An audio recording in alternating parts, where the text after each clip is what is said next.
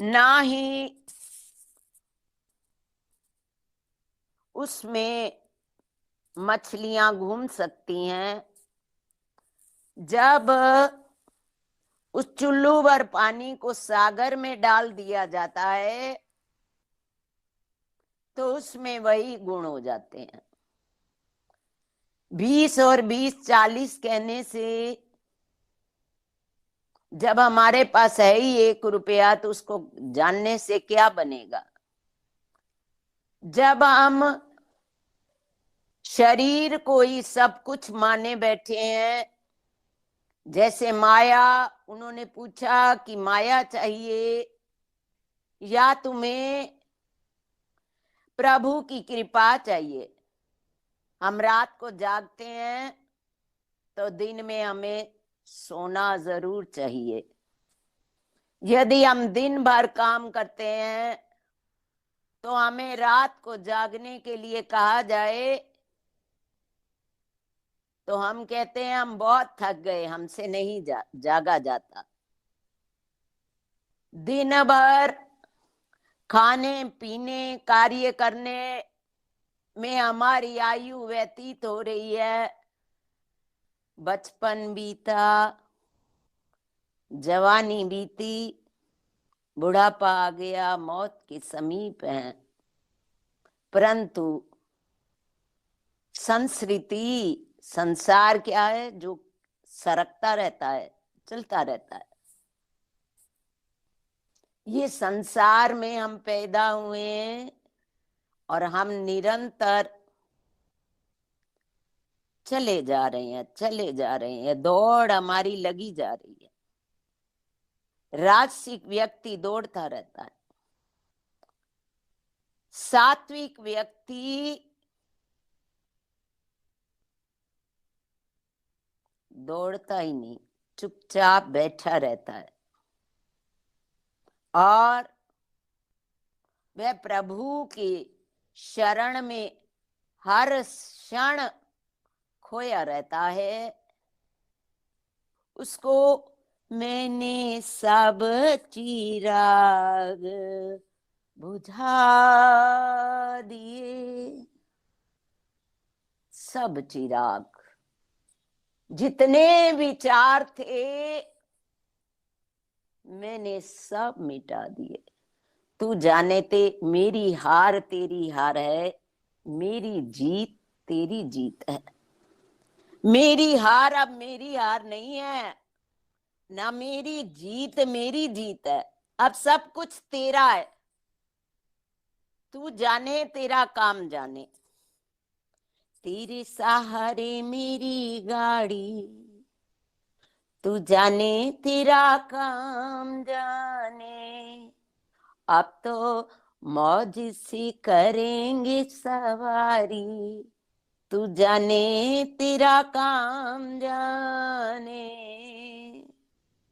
वो तो उस पर छोड़ देता है। जो सुबह सारा दिन काम करता है उसको रात को सोना चाहिए। जो रात को सारी रात सोता है नहीं, वह दिन को सोएगा। और जो परमात्मा को प्रिय हो जाता है उसका ना दिन और ना रात को नींद, परंतु उसके चेहरे पर थकावट नहीं, उसको शांति होती है। वह उस आनंद में झूमता रहता है। उसको जगना नहीं पड़ता, उसको किसी के फोनों से जगनों की जरूरत नहीं। उसका फोन है गुरु महाराज जी, उसका फोन है उसकी आत्मा, उसका फोन है उसकी लगन, उसका उत्साह जो कभी क्षीण नहीं होता। वह खोया रहता है उसकी याद में। वह रात को, जैसे स्वामी जी ने कहा कल कि वो खराटे भी मार रहे थे, जब हम पुस्तक बंद कर देते थे तो कहते मैं कहाँ सो रहा हूं।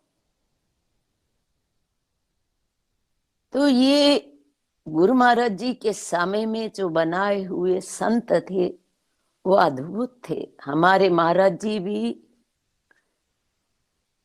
हम थक जाते थे पहले गुरु महाराज जी के श्री चरणों में इतना प्रेम नहीं था, ना जाना था।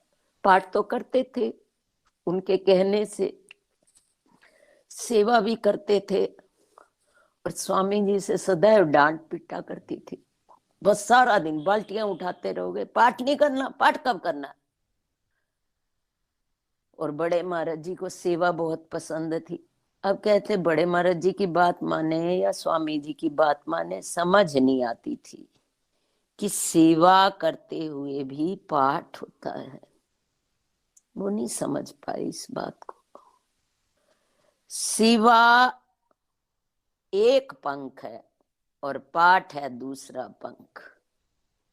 कभी एक पंख से कोई भी पक्षी उड़ नहीं सकता, उसको दो पंख चाहिए ही चाहिए। सेवा के साथ साथ पाठ होता रहे, अभ्यास, वैराग्य। हमें जब याद आता रहेगा वैराग्य क्या, मैं शरीर हूं क्या, हम शरीर हैं। यदि शरीर तो भस्म हो जाएगा, फिर कर्ता कौन और भोक्ता कौन। और आत्मा निर्लेप है, आत्मा को कोई फर्क नहीं। आत्मा ना जलाई जाती है ना काटी जाती है। आत्मा तो अजर है, अमर है, अविनाशी है, परमात्मा में लीन हो जाएगी। पर जब तक ये घूम रही है आत्मा, परमात्मा से विलग होकर, जब तक आत्मा को अनेक जन्मों में घूमी, अनेक जन्मों में इसने संस्कार लिए, अनेक जन्मों में, जैसे हमने 30 मार्च को जब अपना बंद किया, क्लोज किया बिजनेस का, और 1 अप्रैल को शुरू किया, तो खाली प्लेट नहीं थी, उसके साथ पिछला हिसाब किताब था। यार जो है आत्मा की ऊपर जो परतें छाई हुई हैं, जैसे गुरुदेव ने पूछा कि कौन जन्म और मरण को लेगा,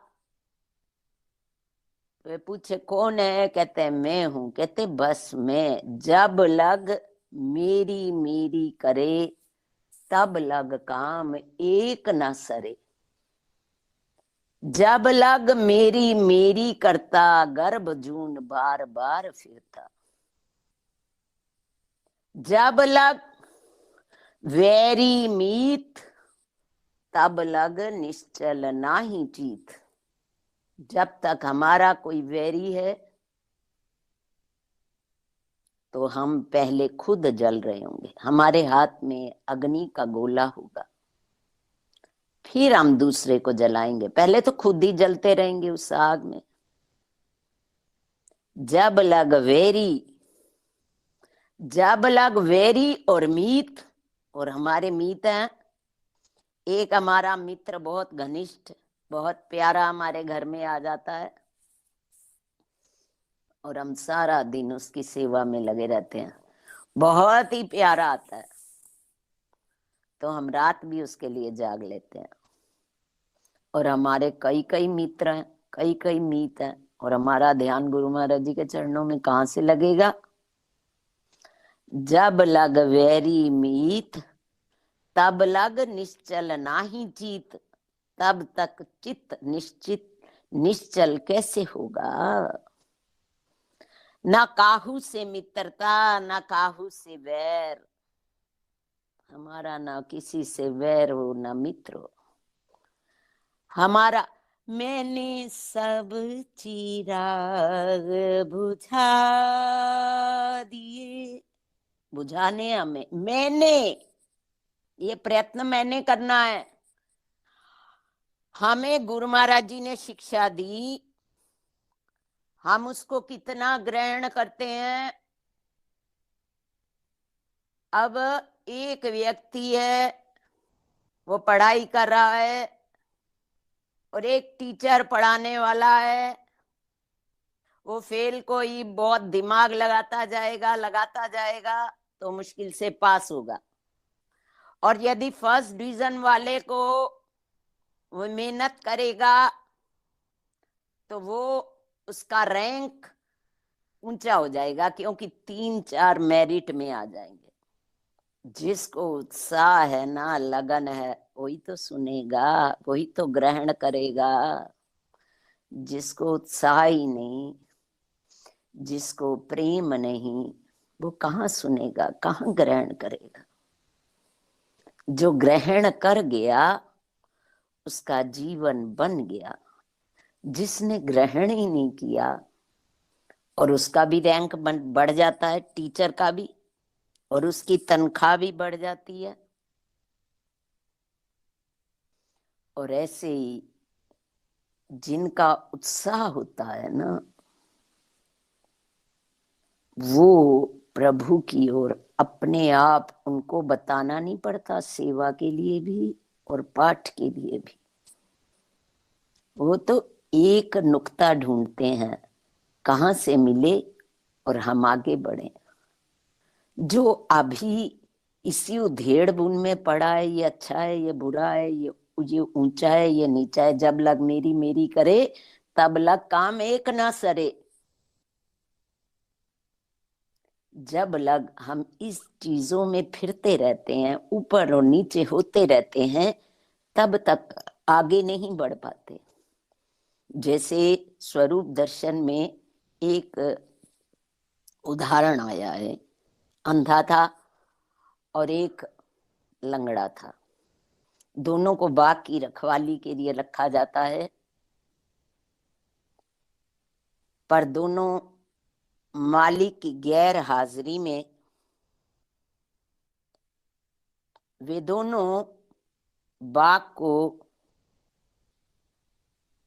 सोचते हैं, इतना फल लग गया, कैसे खाएं। अंधा कहता है मुझे दिखाई नहीं देता, लंगड़ा कहता है मैं कुछ कर नहीं सकता। दोनों ही एक दूसरे का माध्यम बनाते हैं। अंधे के ऊपर लंगड़ा चढ़ता है और दोनों फल खाते हैं। एक दिन वह आता है स्वामी, उनसे पूछता है कि तुम बाग की रखवाली के लिए रखे गए और तुम ये काम क्या कर रहे हो। कहते हैं हम तो अंगहीन है, हम तो कर ही नहीं सकते। एक दिन मालिक छुप कर देखता है और उन दोनों को पकड़कर दंड देता है। वही हमारे शरीर और आत्मा का हाल है। शरीर अंधा है, जहां बुद्धि ले जाती है वहीं शरीर चलता है। मन जो बोलता है, मन कई जन्मों के संस्कार के अनुसार बोलता है। और आत्मा लंगड़ा है, शरीर के बिना कुछ कर नहीं सकता। शरीर और आत्मा